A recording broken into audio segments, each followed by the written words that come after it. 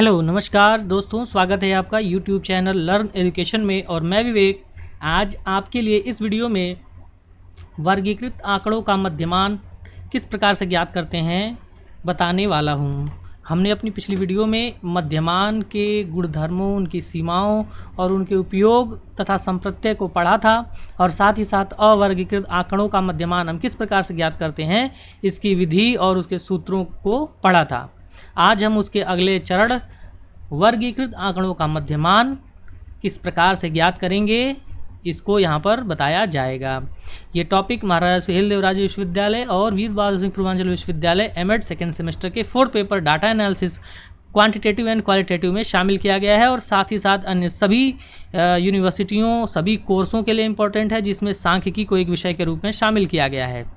ठीक है, तो आइए अपनी वीडियो की शुरुआत करते हैं। और उससे भी पहले अगर आप हमारे चैनल पर नए हैं तो हमारा चैनल सब्सक्राइब करें, इस वीडियो को लाइक करें और शेयर भी करें। साथ ही साथ वीडियो में अंत तक बने रहें ताकि जो है आप सारी चीज़ों को समझ सकें। ठीक है, और यहाँ पर इन सभी कॉन्सेप्ट को न्यूमेरिकल के द्वारा समझाया जाएगा, इसलिए वीडियो को लास्ट तक ज़रूर देखें।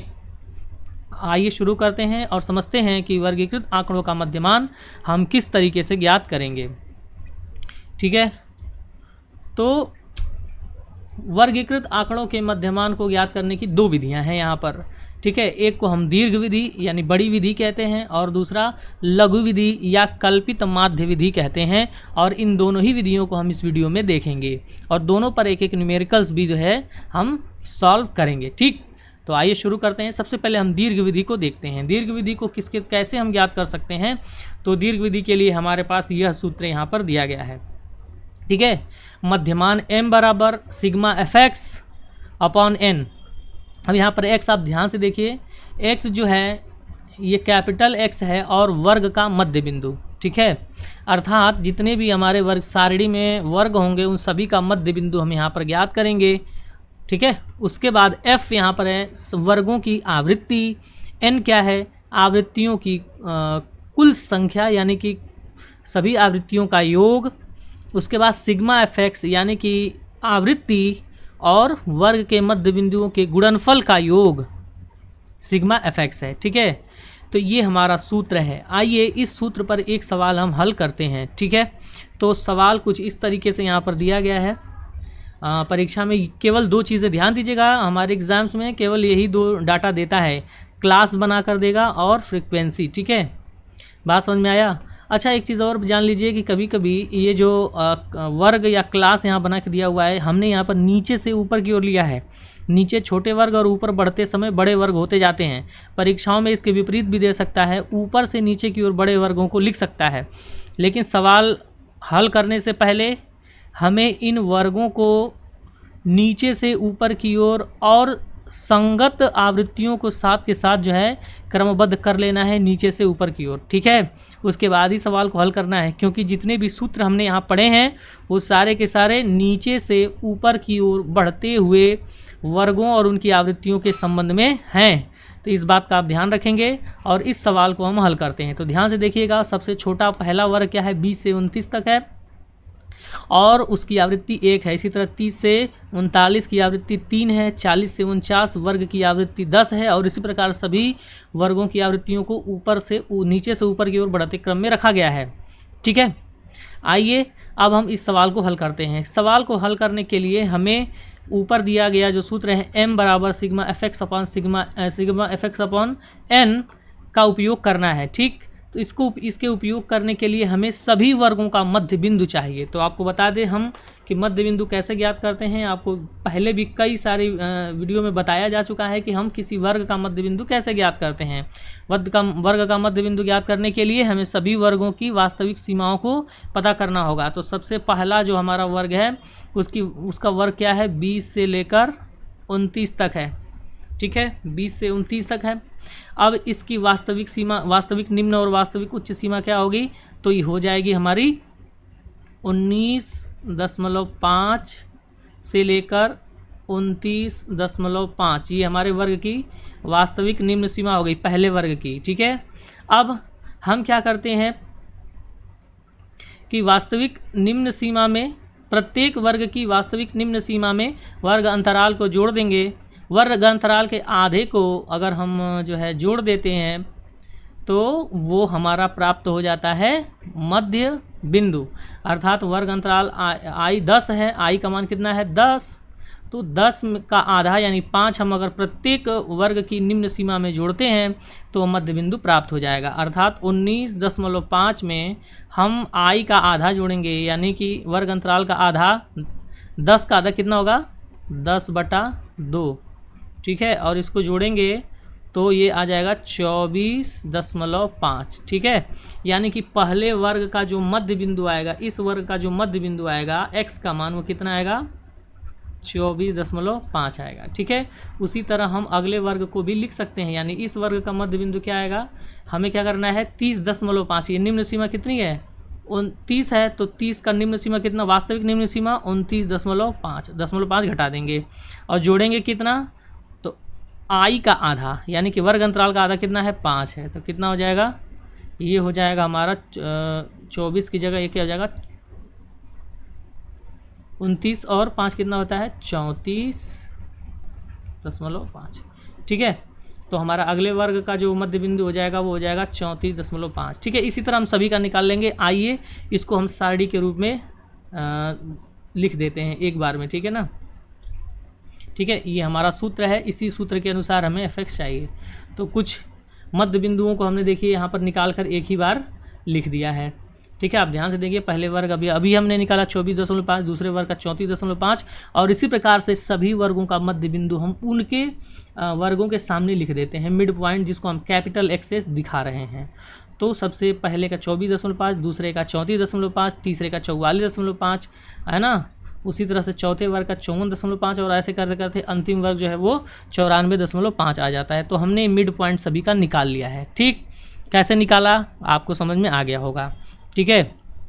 अब fx निकालना है, यानी कि आवृत्ति और मध्य बिंदु का गुणनफल, ठीक है। ये हमारा fx है। तो चलिए इसका गुणा करते हैं। 94.5 में 2 का गुणा करेंगे तो 189 आने वाला है। उसी तरह से 4 का गुणा जब 84.5 में करेंगे तो 338 आएगा। फिर 9 का गुणा आप 74.5 में करेंगे तो 670.5 आएगा, ठीक है। इसी तरह से आप सभी आवृत्तियों और उनके वर्गों का मध्य बिंदु का गुणनफल करेंगे तो कुछ इस प्रकार से हमें आंकड़े मिल जाएंगे, ठीक है, नीचे तक। अब हमें क्या लेना है, हमें fx मिल गया, लेकिन हमें और आगे क्या चाहिए, सिग्मा fx। सिग्मा fx का मतलब fx जो गुणनफल आया है इन सभी का यहाँ पर योग। तो आप देख रहे हैं सिग्मा fx का योग कितना आया है 3620, ठीक है, 3620 आया है। और आप देखेंगे n का मान कितना है, कुल आवृत्तियों की संख्या कितनी है, तो आप देख सकते हैं 60 यानी 60 है।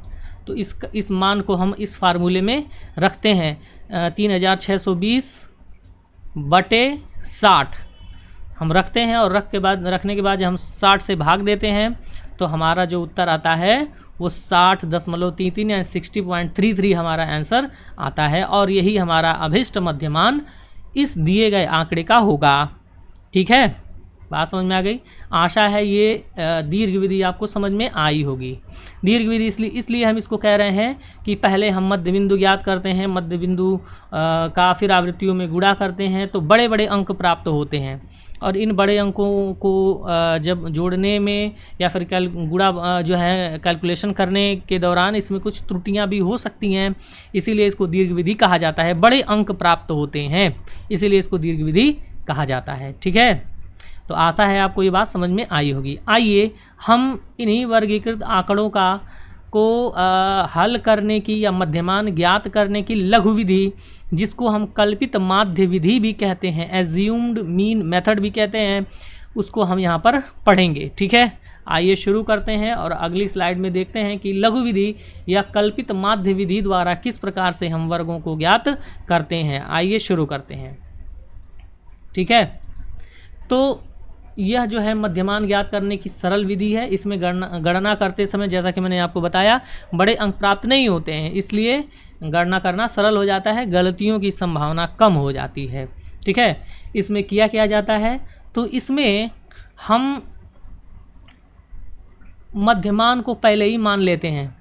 एक कल्पित मध्यमान मान लिया जाता है किसी एक वर्ग को, ठीक है, और उसी वर्ग का जो मध्य बिंदु होता है वही कल्पित मध्यमान कहलाता है। अभी हम उदाहरण में इस बात को समझ जाएंगे, ठीक है ना। जिस वर्ग को हम कल्पित मध्यमान वर्ग मानेंगे उसी वर्ग का जो मध्य बिंदु होगा वही हमारा कल्पित मध्यमान या फिर एज्यूम्ड मीन कहलाएगा, ठीक है। कैसे, उसके बाद से हम कैसे इसको किस फार्मूले द्वारा हल करेंगे वो भी हम यहाँ पर समझ लेते हैं। तो देखिए हमारे पास ये सूत्र है कल्पित मध्यमान विधि से मध्यमान ज्ञात करने का, जिसमें मध्यमान m बराबर am का मतलब है एज्यूम्ड मीन, यानी कि कल्पित माध्य मध्यमान plus sigma FD upon n गुणे I, ठीक है। अब यहाँ पर f क्या है तो आवृत्ति है, d क्या है, d मध्यमान वर्ग के मध्य बिंदु से जो हमने कल्पित मध्यमान माना है उससे विचलन, उससे सभी वर्गों का विचलन है हमारा d, और n क्या है, n कुल आवृत्तियों का योग है, और I क्या है हमारा वर्ग अंतराल है, ठीक है। आइए हम इसको समझते हैं। यहाँ पर देखिए हमने यहाँ पर डिनोट भी किया हुआ है, ठीक है। FD क्या है, वर्ग का विचलन, ठीक है ना, और FD क्या है, सिग्मा FD क्या होगा, हमारा योग हो जाएगा आवृत्ति और विचलनों के आवृत्ति और विचलनों का गुणनफल का योग, ठीक है। n कुल आवृत्तियों की संख्या और I वर्ग अंतराल है। यहाँ पर d के बारे में हम जान लेते हैं कि d को हम कैसे ज्ञात करेंगे, ठीक है ना। d को ज्ञात करने के लिए हमने सभी वर्गों के मध्य बिंदु से, जितने भी वर्ग आएंगे उन सभी वर्गों के मध्य बिंदु से आप जिस वर्ग को में कल्पित मध्यमान मानते हैं उसको घटाइए और भाग दे दीजिए वर्ग अंतराल से, हमें उस वर्ग का विचलन प्राप्त हो जाएगा, ठीक है।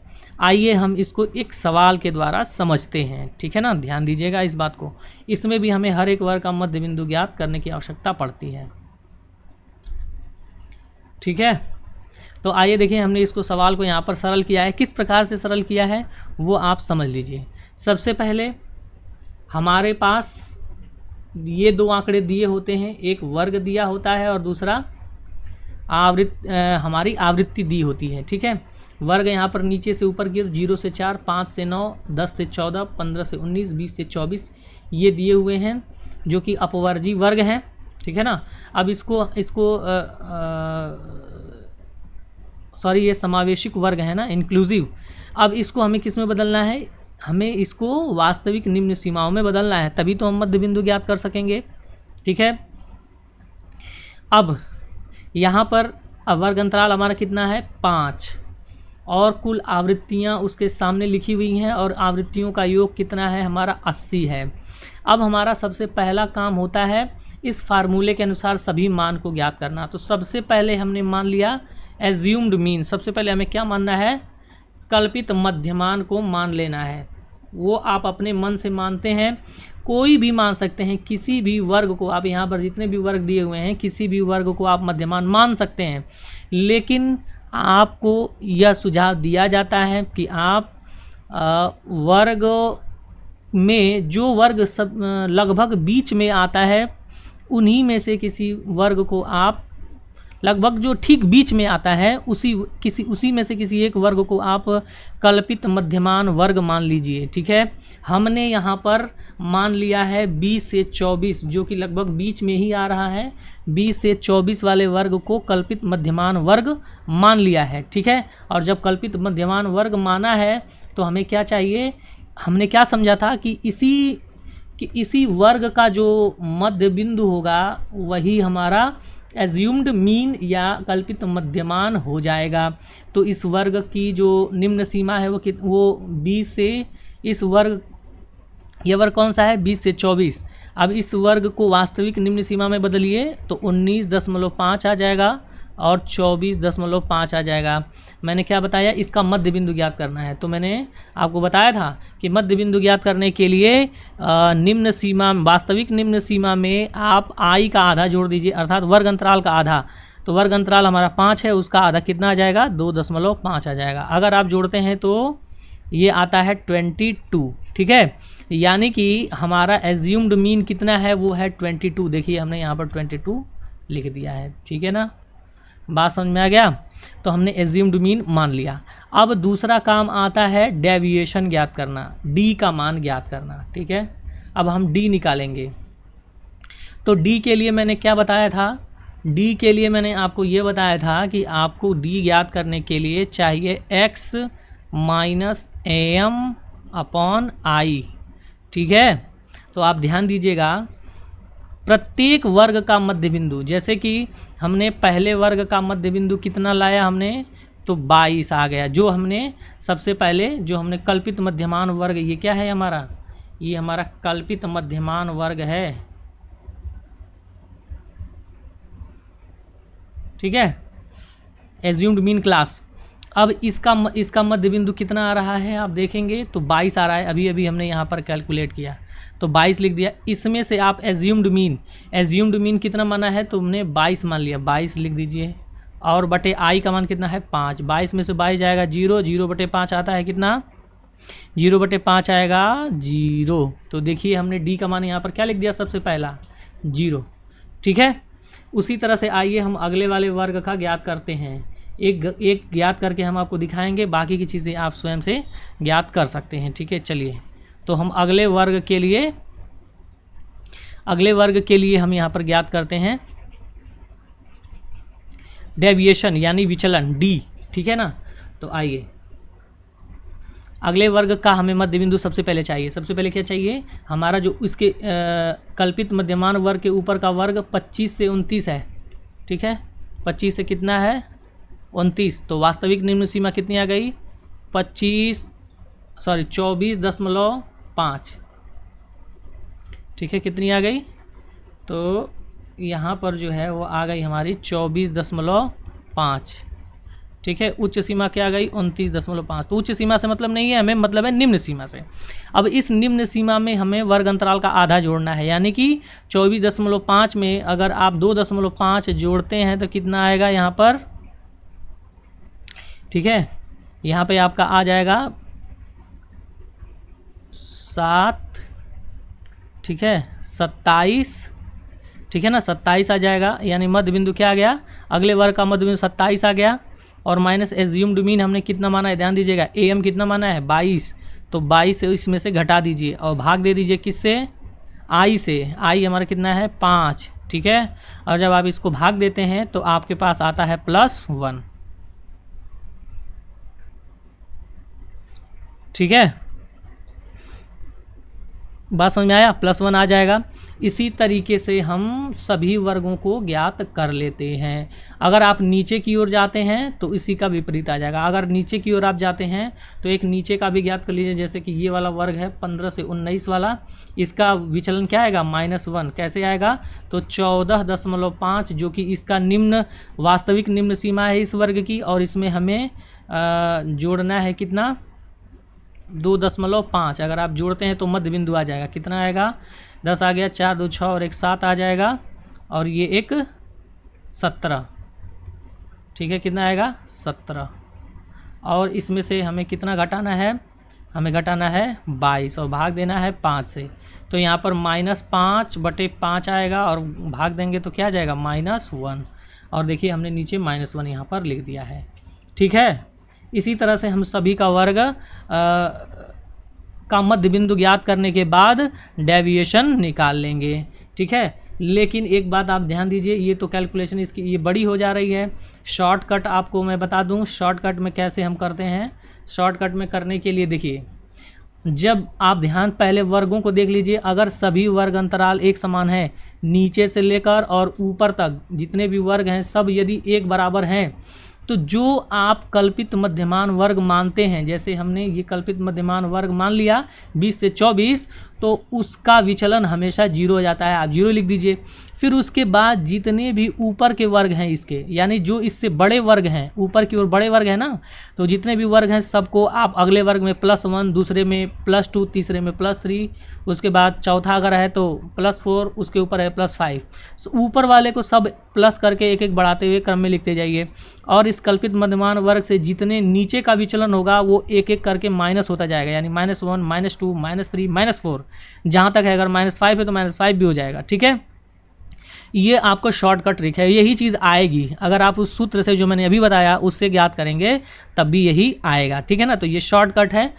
इस शॉर्टकट को लगाने से पहले आपको ये देख लेना है कि ये जितने भी वर्ग यहाँ पर लिखे हैं सभी का वर्ग अंतराल बराबर होना चाहिए, कोई छोटा बड़ा नहीं होना चाहिए, ठीक है। तभी हम ये चीज़ कर पाएंगे, ठीक। चलिए, तो आपने, आशा है ये बात समझ ली होगी। तो हमने विचलन भी निकाल लिया, कल्पित मध्यमान से हमने सभी वर्गों का विचलन ज्ञात कर लिया, ठीक।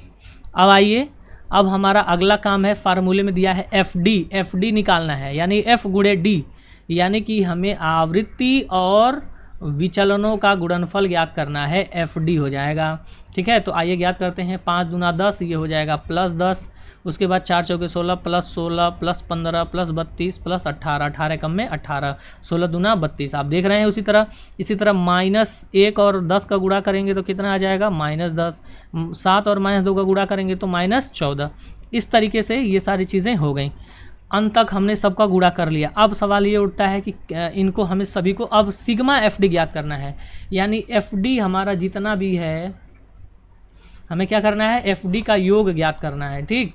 तो FD का योग कैसे हम ज्ञात करेंगे, सभी धनात्मक को एक साथ जोड़ देंगे, सभी ऋणात्मक को एक साथ जोड़ देंगे, बाकी सबको यहाँ पर दोनों जो चीज़ें आएंगी दोनों को जोड़ देंगे, हमारा योग ज्ञात हो जाएगा, ठीक है। तो ध्यान दीजिएगा, अगर आप जोड़ते हैं ये ऊपर वाले यहाँ से लेके यहाँ तक जितने भी अंक हैं वो सभी धनात्मक हैं, तो इन धनात्मक अंकों को अगर आप जोड़ते हैं तो कितना आएगा यहाँ पर +91, ठीक है। और यदि इन सभी माइनस वाले प्राप्तांकों को अगर आप गुणनफल को जोड़ेंगे तो आएगा -48, ठीक है। और सिग्मा FD ज्ञात करना है तो आपको 91 प्लस क्या आया है -48, अगर आप इसको जोड़ते हैं तो आपके पास आता है आंसर 43, ठीक है। और देखिए हमने डायरेक्ट यहाँ पर 43 लिख दिया है, ठीक है ना।